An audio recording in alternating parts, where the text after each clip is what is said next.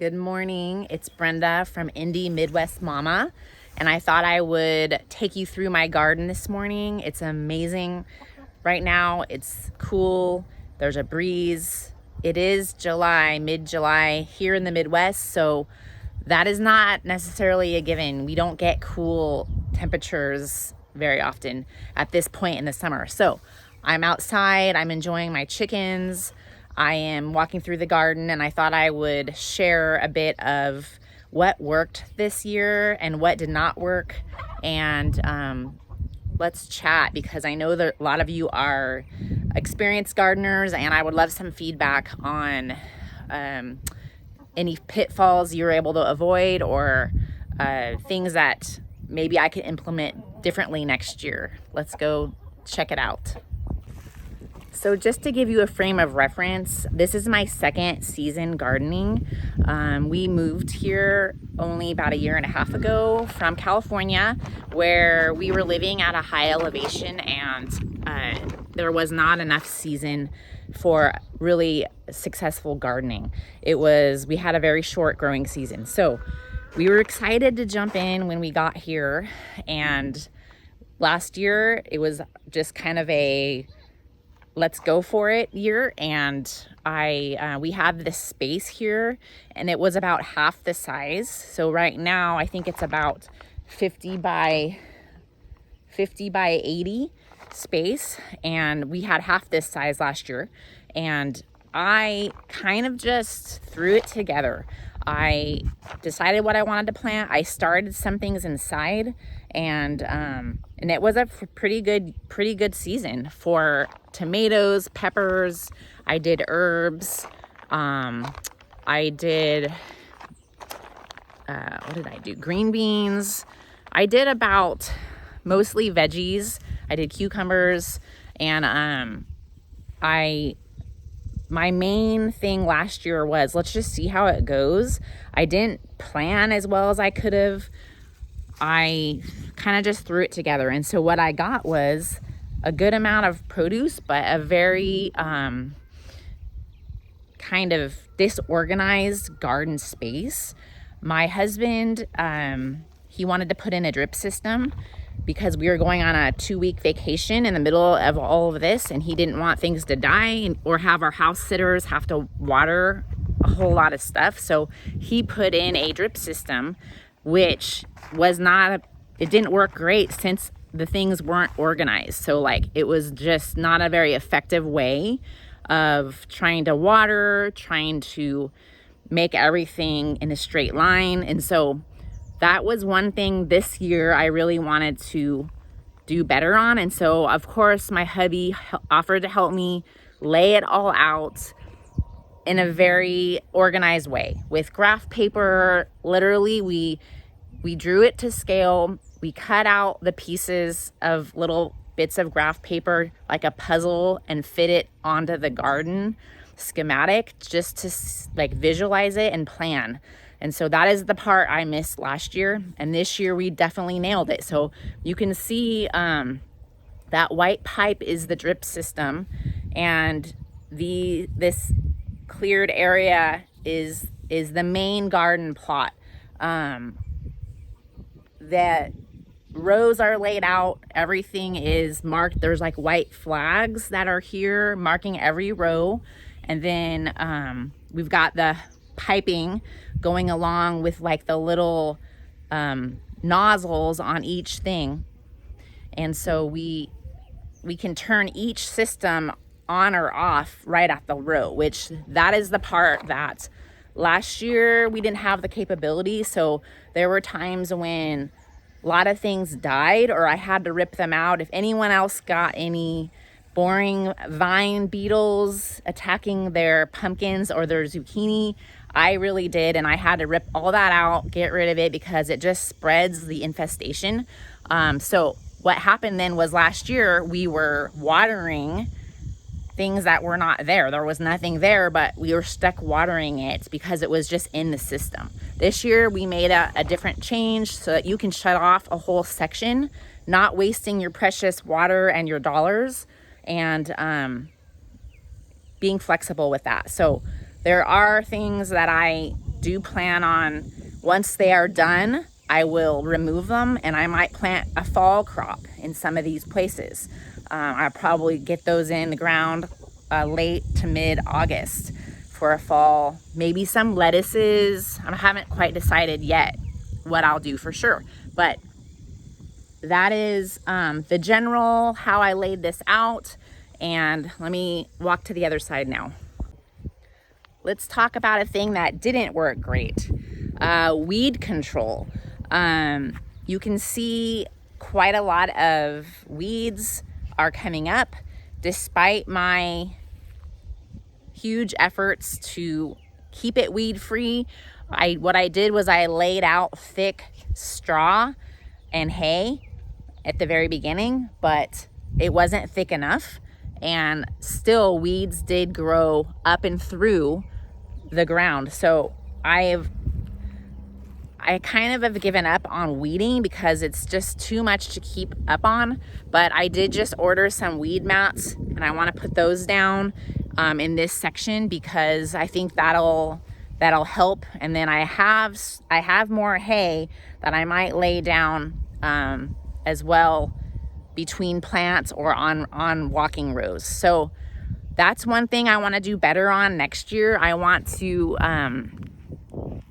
get it in there before all these weeds start growing because it just gets out of hand very quickly. I ended up weeding this main section for over 15 hours at one point when I was getting ready to go out of town for a week, and I did not want it just going crazy while I was away. So I did double down and got out here and weeded the thing.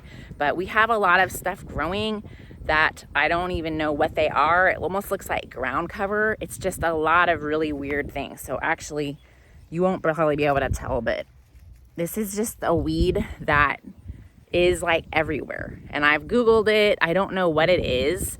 Google thinks it's like a pepper. I'm like, that's not a pepper. So, but it's everywhere, all over through. And it's almost like maybe this is what sprouted after laying down hay, honestly, or what was in, in the hay mixed in. So anyways, that didn't go great, but I have plans next year to lay out a weed barrier right away, more aggressively before things start growing. So like January, February, that's my goal.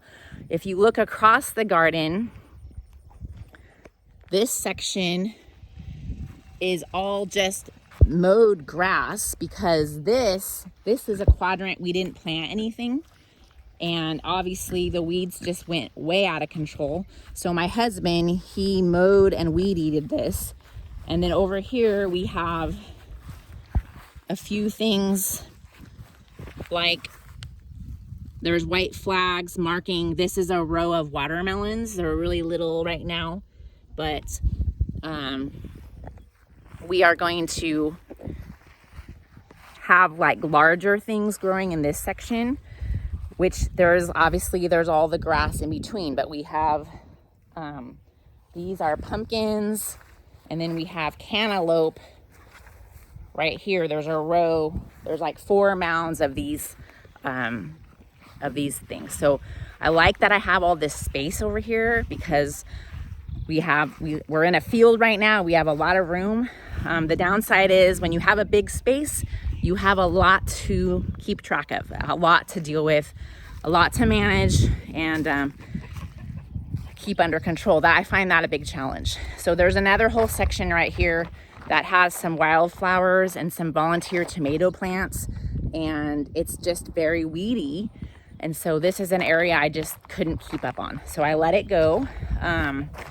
But yeah, so that's the main section of the garden. But I want to show you one last thing, and that is my raised bed that I have right here that my hubby built me last year. I absolutely love it. I have plans that he will build me several more coming up soon. So it is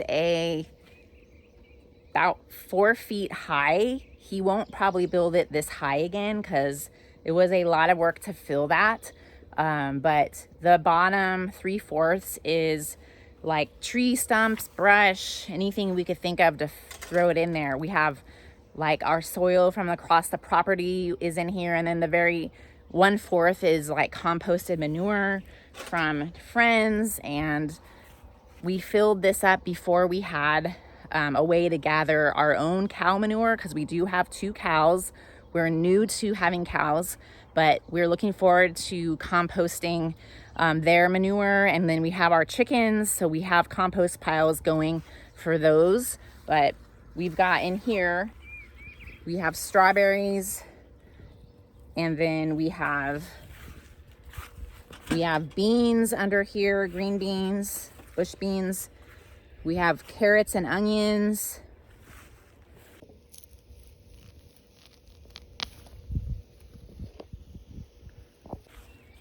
Some basil and some arugula that is almost done. And then I have this whole section is herbs that are very much enjoyed right now. We've got dill that's just going nuts up here. So, but I really appreciate the raised bed. The only thing is that the cats and the chickens jump in there and they like to mess everything up. So sometimes I've had to portion it off with netting just to keep those critters out until things can get established.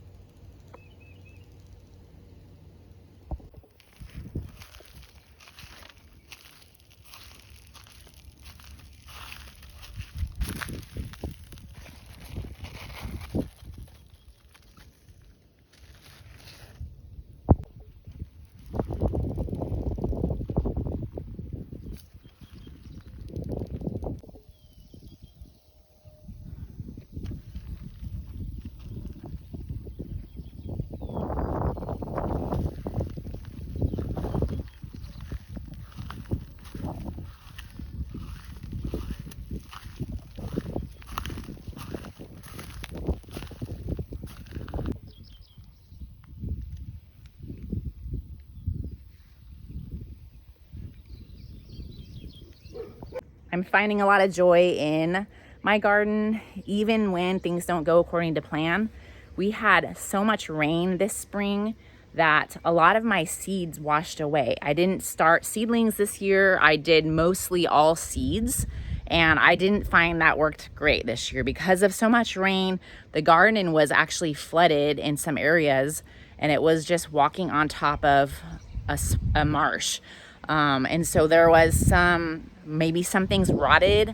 I don't know how my potatoes are going to be. So those were a new thing this year, but I will look forward to it, checking out when I pull those up and seeing what happened. And then we'll just go from there. But thinking about what went well, I'm loving my sunflowers. I'm loving my herbs. My lettuce did great this year.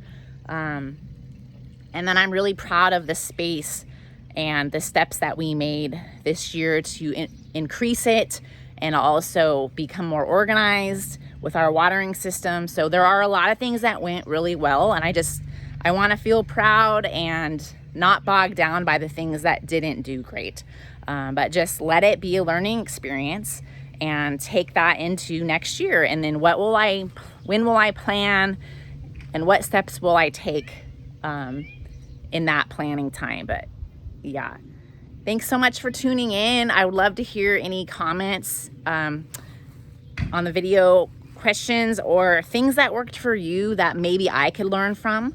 And thank you so much for being here. I'll see you next time.